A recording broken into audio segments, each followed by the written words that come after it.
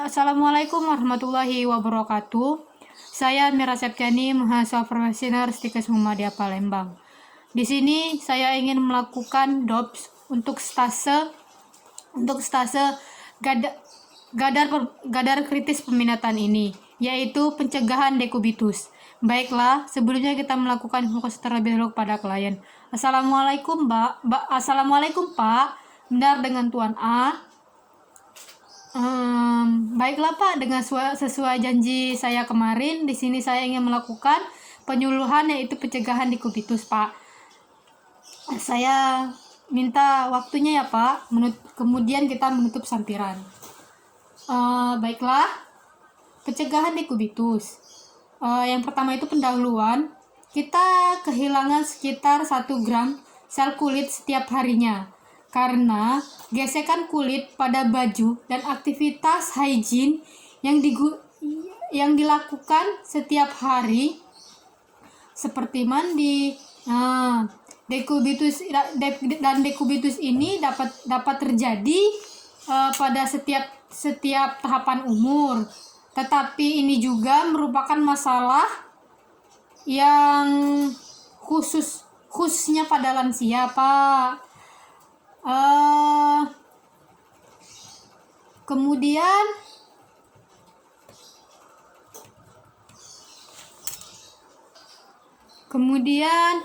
pengertian dekubitus adalah kerusakan atau kematian jaringan di bawah kulit, bahkan menembus otot sampai mengenai tulang akibat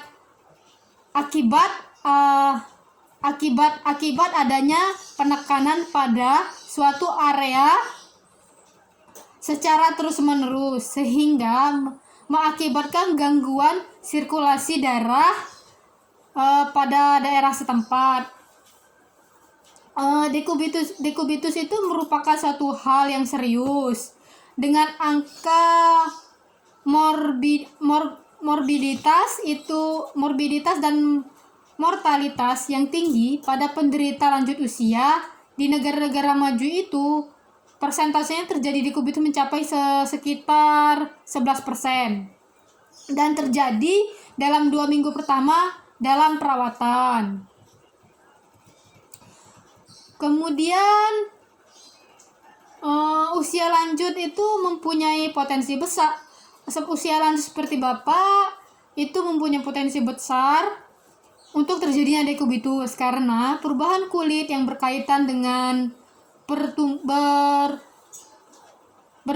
bertambahnya usia, yaitu yang pertama itu berkembangnya jaringan lemak, terus berkembangnya jaringan kolagen kemudian berkembangnya jaringan kolagen dan elastis, kemudian menurunnya efisiensi kolateral kapiler pada kulit sehingga kulit menjadi lebih tipis dan rapuh. Kemudian tipe-tipe ukuran diabetes dekubitus itu yang normal. Yang pertama itu tipe normal. Tipe normal itu dia mempunyai temperatur sampai di bawah itu lebih kurang 2,5 derajat Celcius dibandingkan dengan kulit sekitarnya, dan akan sembuh dalam perawatan sekitar itu 6 minggu. Kemudian tipe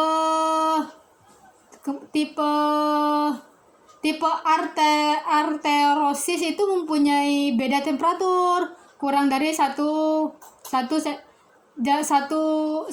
derajat antara daerah ulkus dengan kulit sekitar. Keadaan itu menunjukkan gangguan aliran darah akibat penyakit pada pembuluh darah. Ikut berperan untuk terjadi dekubitus di samping faktor tekanan. Dengan perawatan ulkus itu diharapkan sembuh selama kurang lebih itu 16 minggu. Kemudian tipe yang ketiga yaitu tipe terminal, terjadi pada penderita akan meninggal dunia dan tidak akan sembuh. Kemudian proses terjadinya dekubitus itu tekanan darah kapiler proses terjadinya dekubitus dan faktor penyebab terjadinya dekubitus itu tekanan daerah pada kapiler berkisar antara 16 mmHg sampai 33 mmHg. Kulit akan tetap utuh karena sirkulasi daerah terjaga. Bila tekanan padanya masih berkisar pada batas-batas tersebut, tetapi sebagai contoh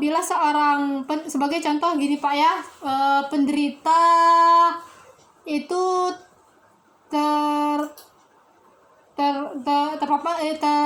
tergeletak di tempat tidur secara pasif dan berbaring di atas kasur busa, maka tekanan daerah sokrum itu akan mencapai 60-70 mmHg dan daerah tumit itu mencapai 30-45 mmHg.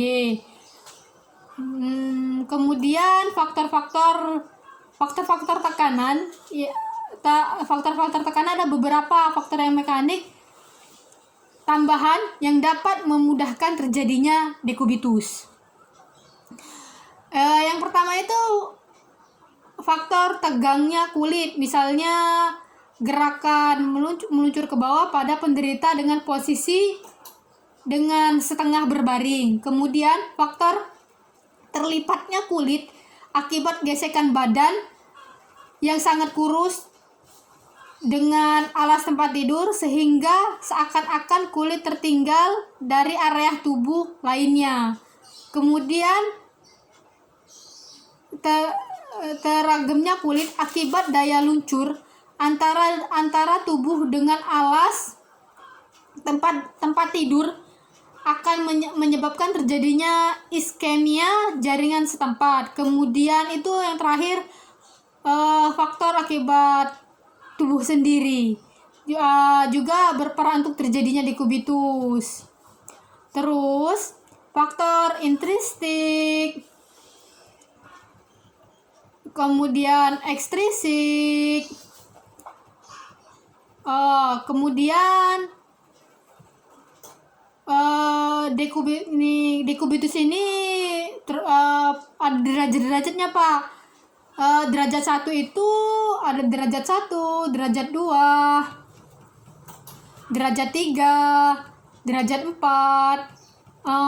Kemudian untuk mencegah dekubitus ini, Bapak merubah posisi tempat tidur, menggerakkan otot-otot setiap 2 jam sekali untuk mengurangi tekanan atau membantu atau keluarganya juga boleh untuk membantu klien untuk ke kiri, miring kiri atau miring ke kanan. Kemudian Bapak kan sudah mendapatkan cairan infus, kemudian Bapak juga dibantu dengan minum atau makan makanan yang bernutrisi tinggi.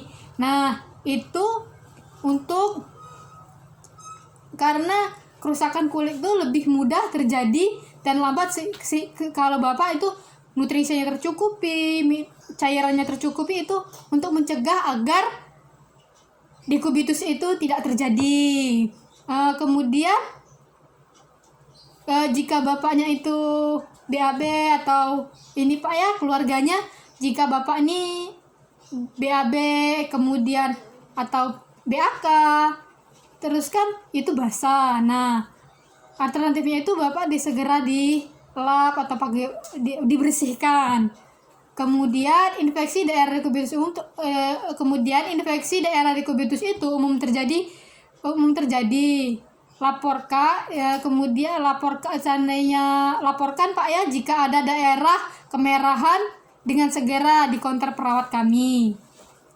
Kemudian jaga agar kulit tetap kering menggunakan minyak kelapa Pak, dioles-oleskan seperti ini di bagian yang kering. Kemudian jaga spray linennya ini Pak ya, tetap bersih dan bebas dari kuman. Kemudian beri perhatian khusus pada daerah-daerah yang bisa terjadi dekubitusnya itu. Jangan gunakan lotion.